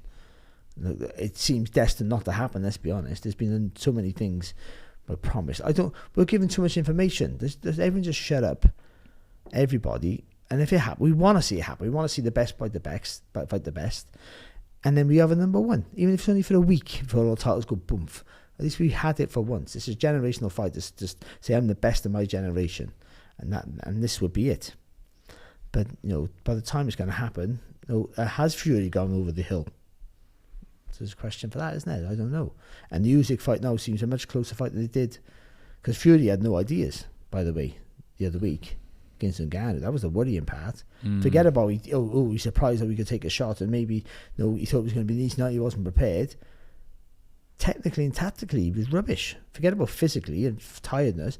I mean, his technique was awful, and he had no idea what to do against a guy who never boxed. And we got to say that's maybe the best debut of all time.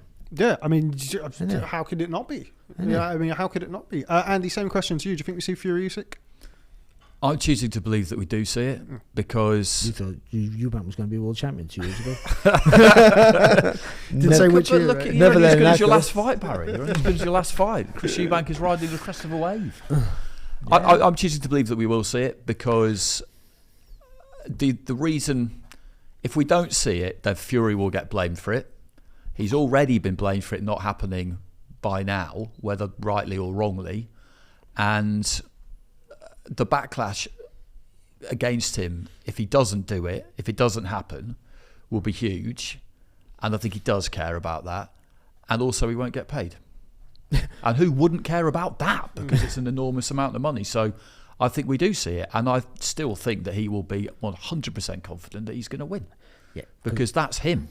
And I don't necessarily think that what happened against Ngannou gives us too much of a clue as to what's going to happen against Usyk, to be honest with you, because he will know how hard he did or didn't train for that fight, and he will know whether he was zoned in or whether he actually really thought the man in front of him represented any kind of threat. He will know all of those things.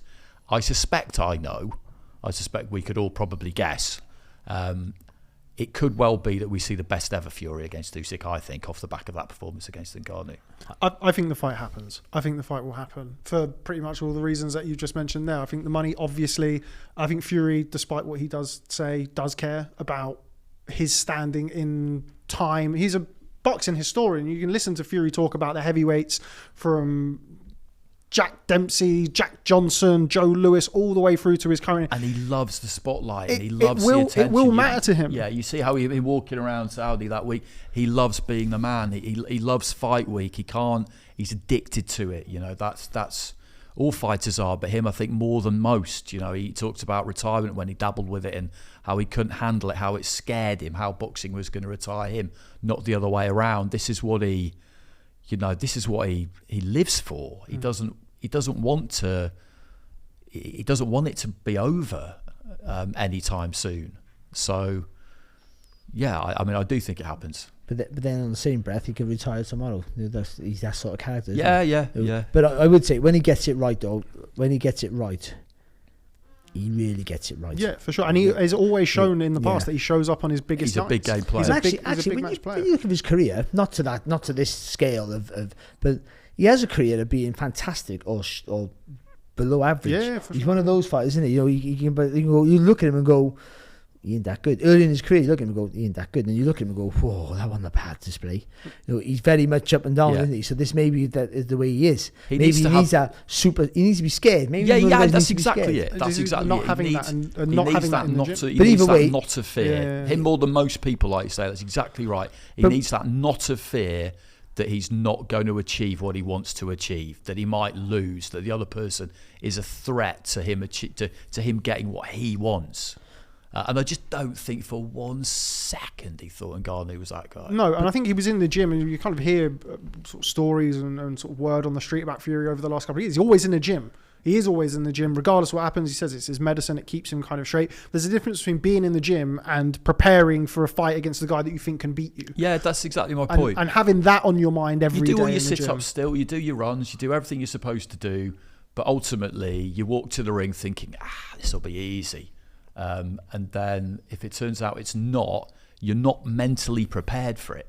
That's the thing, isn't it? But either way, an underprepared, undermotivated heavyweight champion of the world, what Ngannou did was unbelievable. Was just amazing. It was. To push it, even if he hadn't trained a day, to do that, to take the heavyweight champion of the world, who's clearly number one, or was until that point. I still think he is. And to make him struggle like he did. Yeah, it was remarkable for the novice. Like it's incredible. It's amazing. That takes a tremendous athlete. That does, and what he does in boxing doesn't matter anymore. Now, if he retired tomorrow, that one night, that goes in the history books. Yeah, 100%. There's that iconic photo of Ngannou looking down at while Fury, the heavyweight champion of the world, is on the canvas. That is a photo that we're going to see in 20, 30, 40, 50 years time. Yeah, it is one of those iconic images. It's like quite interesting watching Usyk. Ali Liston or any of those others. Yeah, it was interesting watching Alexander Usyk during the course of the fight. I mean, I think he was on his feet cheering for Fury at one point. He said he was giving him instructions, wasn't he? He was telling him to jab more and do this. I bet he just could not believe it. I couldn't believe it. Okay, next question. But he wasn't the only one. Next question. Provided the fight does happen in February, does that change how you think Fury-Usyk goes? A little bit. Only because I was selling out Fury's the most adaptable fighter in his division and maybe in world boxing, because the way he's been able to change his style. I'm just basing it on the 3 Wilder fights, so he can adapt. And also he adapts in the ring. You don't know what no one knows what I don't know. He knows what he's going to do from one round to the next, and that's always a problem for anybody to train against, anybody to fight against, because one round he comes out like this, next round he comes out like that. But either way, he's still effective. Now I've seen a fighter there who didn't have no ideas. He had no ideas. He just, what am I doing? He just did the same things repetitively. I thought Fury. So if Usyk can make him panic really early by movement or power, or give him a good shot, or just make him miss and make him pay, if he can, and Fury has struggles for ideas, being lost in the ring against Alexander Usyk, as we've seen with Anthony Joshua, is the worst place to be. You pick you apart. Forget about it. And also that height and reach and the weight all goes out the window. It doesn't matter. If he got you, he gets the right judgment, and he gets his judgment of distance really well, really early, Usyk, and he uses it. He doesn't do a lot, and because he's judging where the distance is by blocking shots and using his feet to sort of like test the waters, like a little radar, isn't it, with his front foot? Boom, boom, boom. Where am I? Where are you? Where can you hit me? Can I hit you? They will find out before he really commits to an attack. That Fury I saw the other night, if we can get a version 5 times better than that, Usyk beats him. But I still think if we get the very best of Fury against the very best of Usyk in this weight division, you've got to go with Fury. Because it's just the height, the reach, the timing that he has when he's good is fantastic. The adaptability, the willingness he can fight effectively going forward, he can dance around the ring, he can tie you up quite well. I'd still fancy Fury. Andy? I'd still fancy Fury as well. Question marks do have to be raised after what happened against Ngannou. How can they not be? And one thing that I've been thinking about too is if you throw things a little bit further back, that win against Wilder in the third fight was absolutely sensational. What a fight.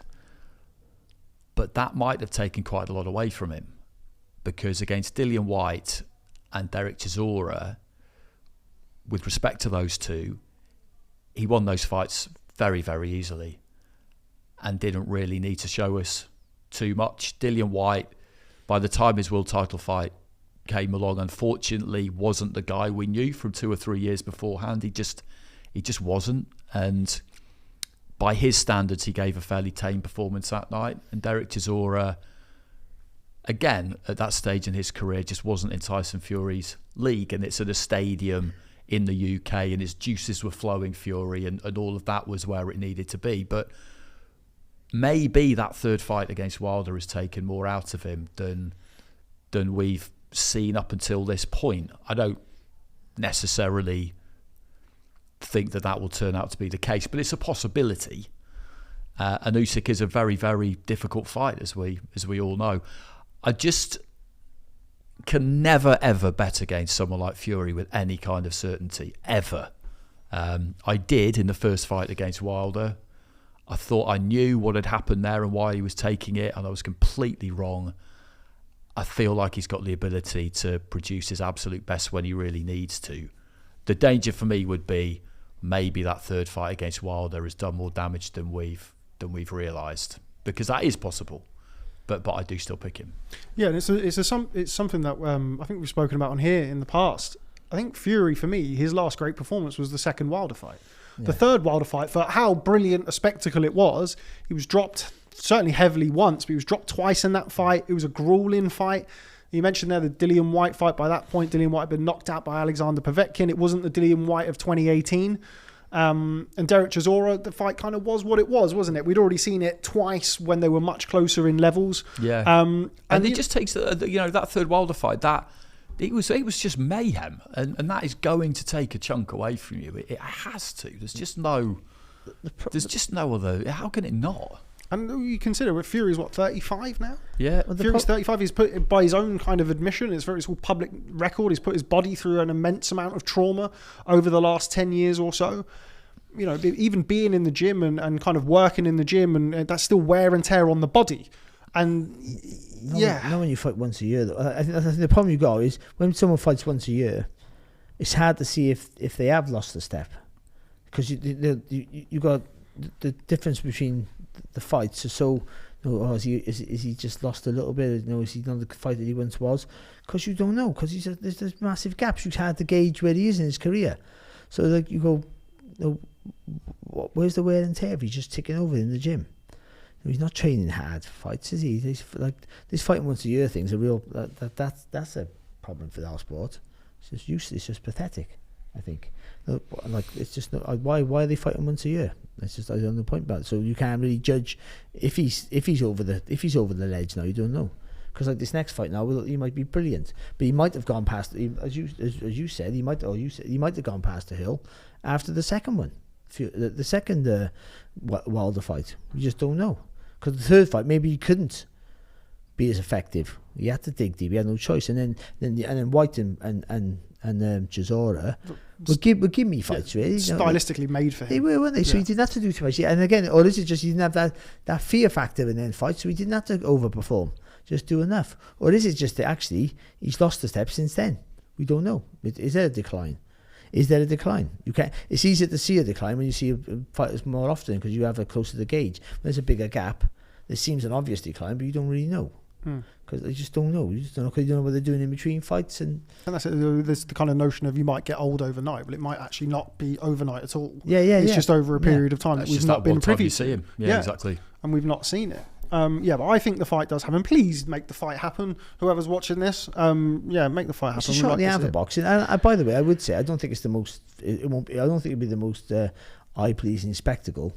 Do you think that Fury? I think I know the answer. Do you think Fury and Ngannou as an event has taken something away from Fury Usyk? Personally, I do.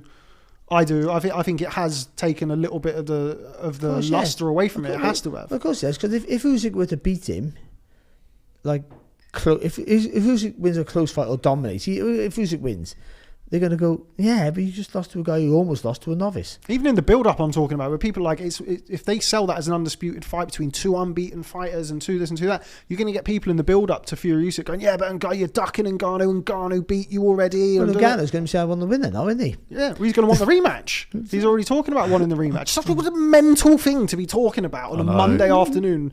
Yeah, we might not get to see Fury Usyk because Francis Ngannou wants his rematch. It's like, Jesus Christ, how did we get here?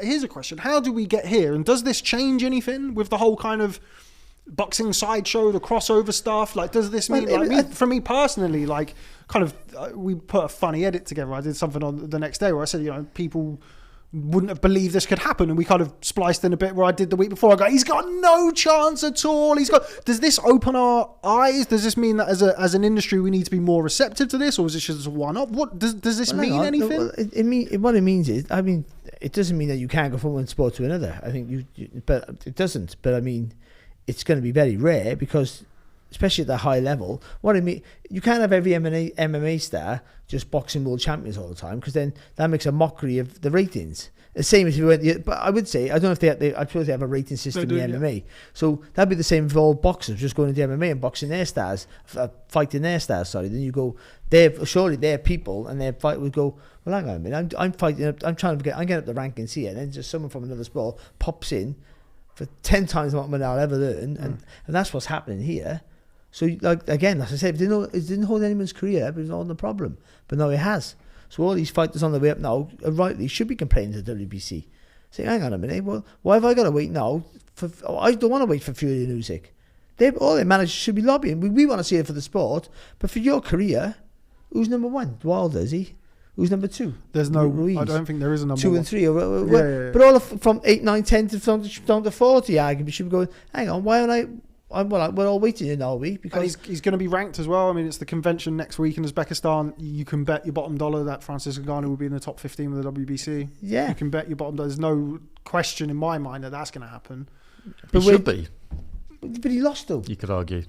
But he still lost, though, didn't he? But he should be. He did lose, yeah. It's kind of like, it's strange. I asked that question not having the faintest idea of what the answer is. I'm in the same boat in the sense of I don't know really what this means for the sport or how this affects the sport. It's kind of like, well, we've let it in now, so it's kind of like it's here. And whether we like it or not, this isn't Mayweather-McGregor, where it's like that fight, Mayweather was in control the whole time. Even when McGregor was having success, it was all, Fury was not in control against Francis Ngannou, not at all. Now it's kind of like, well, he's in now, and it's like, okay, well, he's going to get ranked, whether we agree with it or not. But it's like, okay, well, he's in it, and then you've got there, okay, he lost, okay, yeah, but he gave the heavyweight champion of the world his hardest fight in however long, and it's like, okay, well, now what does that mean for an already fucked up sport with like different rating systems and meritocracies all over the place? I wish you take it as it is. I don't think it's like every MMA star will be able to transfer it over, though you'd understand that financially the bigger guys will all want to come over, and maybe they should. But I mean, I think you take him as this is a special, obviously, athlete, and he did the one-off, and he might not do anything, but for one night he was great, and he might go and have a great career as a professional fighter, boxer, who knows? And I hope he does for him. What a story that is for that guy, by the way. And for the sport. His story's great, and I think for sport, it's good for boxing. It's one thing. It's one thing that we can't like. If he goes on to prove himself to be really, really good, wins a vacant world title or something like that. That would be great for boxing. And that's the thing. I think you can have a positive or a negative opinion on it, whichever way, but it can run parallel to understand it. This is a massive story for sport, for our sport. Fabio Wardley.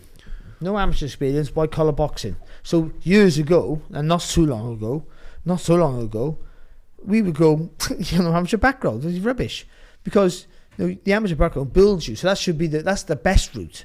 That's the most conventional. It's the best route because you learn your trade in a proper arena.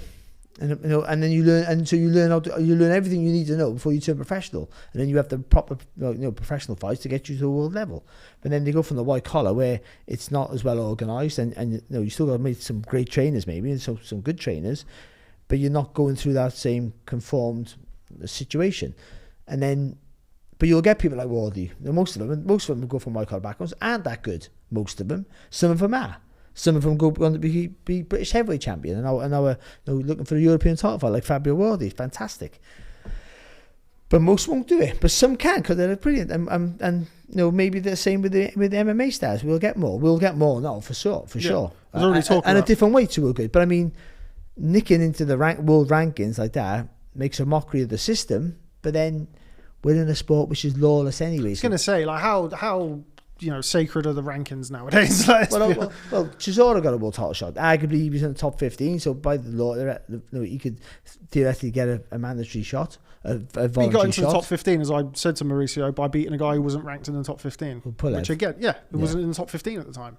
Actually, Mauricio says he can't remember. I remember, he wasn't. But I mean, listen, I was ranked in the IBF, and I boxed the WBO title. I won in their rankings, and the guy who I boxed was a lightweight in their rankings, and we both got the super featherweight, met in the middle. And that's what I mean. It's kind of, that's what I mean. It's kind of one of those, isn't it? And that's not. That's not uncommon. That's the more likely route. We had Dan Aziz coming here. When I got my world title shot, I thought I was boxing for because I was ranked in the IBF top 10. I think I was getting the IBF world title shot. It's only when he given the belt. He was like, "What the hell? This is not wrestling." I thought I was boxing. No, I wasn't going to win, was I? I thought I was boxing either Turo Gatti or Zuma, or 55-year-old Zuma Nelson. Either way, I'm going to sleep. So you know what I mean. But either way, but that's what I thought I was going. Yeah, we had Dan Aziz in here, and he was like, "Rob," Dan Aziz, great guy. He said, "Rob, I'm number 2 with the WBA. I don't even think I should be number 2." it just makes a mockery of the whole thing.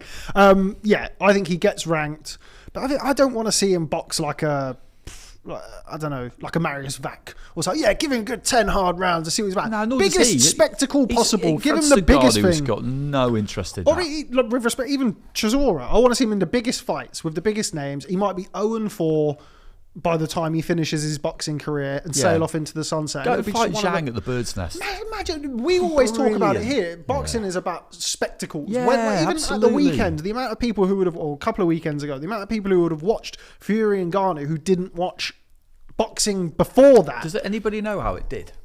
I mean, if you look at the numbers from America, it did like 700 people in America apparently. Yeah, it didn't do great on America, but is that a true thing though? Yeah. So what was put out is reliable for the US audience, but the market for that fight was here. Yeah, of course, was the UK. So I don't know. I don't know. I don't think TNT released them, do they? I can make some calls. We'll find out coming up next week on. I hope it did well. I really hope it did well. Yeah. Well, who cares? They got their, as long as the fighters got paid, that's all that matters, isn't it?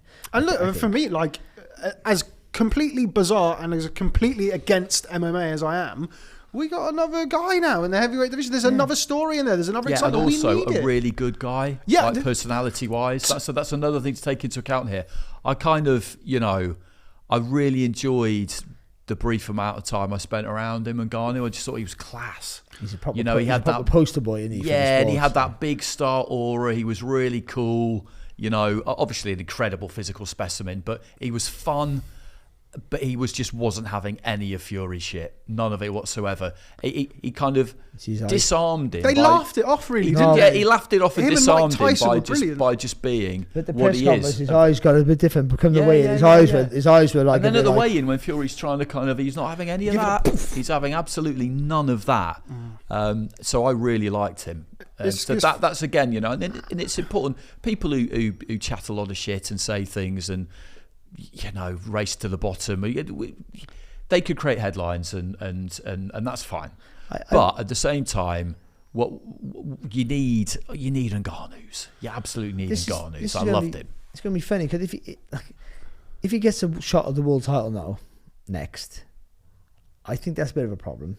Because again, with the ratings and ranking systems, I agree. I agree. It's a shortcut that shouldn't be allowed. Then you could say, "Oh, this is just another ludicrous thing for the sport." But him having another big fight, like a Zhang, like just perfect fight, like a massive, just big lumbergun box as well. I think he was battering Ngannou, and Ngannou just thinking, well. Everyone said Fury would ban him. Yeah, exactly. Yeah. So, he's not going to be. And also, but that again, that doesn't hold up anyone's career. No. And that definitely gives. Ngannou, if he wins, it definitely gives him a legitimate case to get a real ranking because he'd just be the guy who's highly ranked with almost everybody, I believe. So that would be fine. Then it'd be the WBO interim champion. He could be the world champion. He could get elevated. He could beat Zhilei Zhang in a bird's nest. But what he could really do for us, Ngannou, is if he just shows this willingness to just take the biggest fights he possibly can in close proximity to each other, he can show everybody else up. And say, listen, what's the matter with you lot? You're in this sport where there's loads of money, and you all want to fight once a year. Yeah. I'll fight 4 times a year. We'll fight December 23rd. Yeah. Don't they have to do something on December the 23rd? Yeah. So something's going to happen on December the 23rd. The beat on the street is that it's going to be Ngannou versus either Zhilei Zhang or Joseph Parker.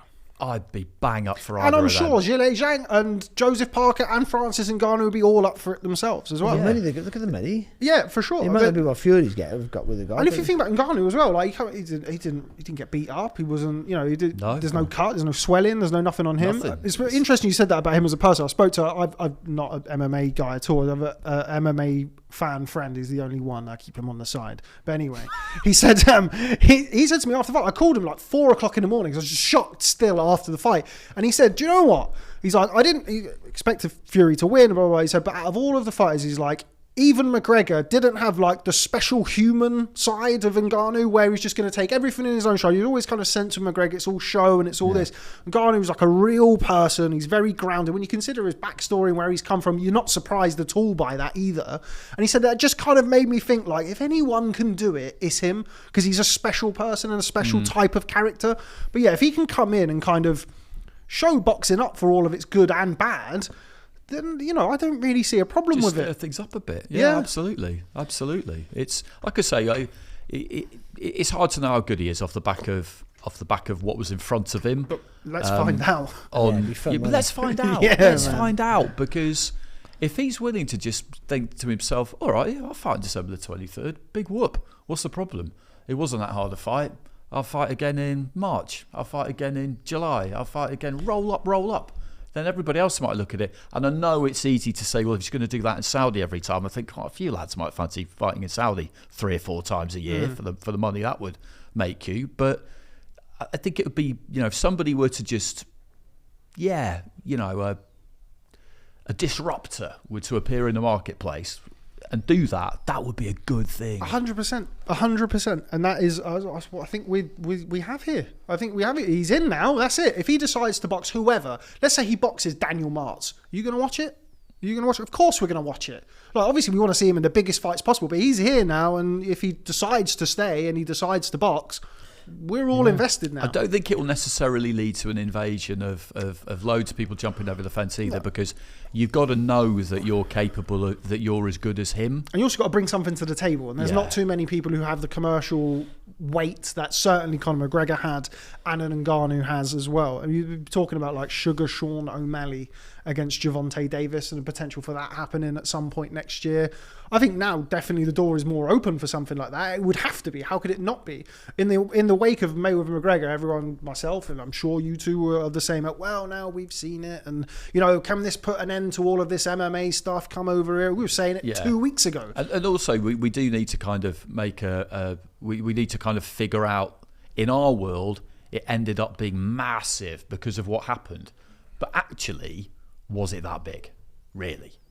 I mean, they spent loads of money on it and it was amazing on the night, but pay-per-view sales, stuff like that, was it actually big or not? Because it might be that actually it wasn't that big. But we're on the inside of it, so we felt like it was. But I thought maybe it wasn't. But the story that broadcasters can be told on the back of it by promoters are, but people didn't think it was going to be competitive. Look at what happened now, the next one. And that's what it is, isn't it? You're going to sell it for the next one. No, absolutely. I thought Fury was a massive draw in the States. That's what we've been told. It's on Saturday afternoon, isn't it? It's going to be difficult. What are we in? November? October. It's about football season, isn't it? It's about half on Saudi time. As well. So it's difficult. The market for that was here. It was 8:30 East Coast, 5:30 West Coast, wasn't it? You would have thought it would have done well on TNT. You would have thought. Yeah. It was irrelevant. There's rumours about 400,000. I think that would be a big success. That'd be pretty good. Yeah, that'd be a big success. Yeah. But I don't know. It's not verified yet. But anyway, that's all we have time for this week. We'll catch up next week. We'll do a review of Shabazz Massoud and Jose San Martin, as well as Harlem Eubank this Friday against Timo Schwarzkopf down in Brighton.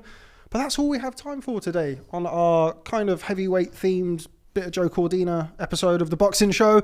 As always, like to thank the returning Mr. Barry Jones and Mr. Andy Clarke for stopping by today. Don't forget to like, comment and subscribe, and we'll see you next time here on the Boxing Show.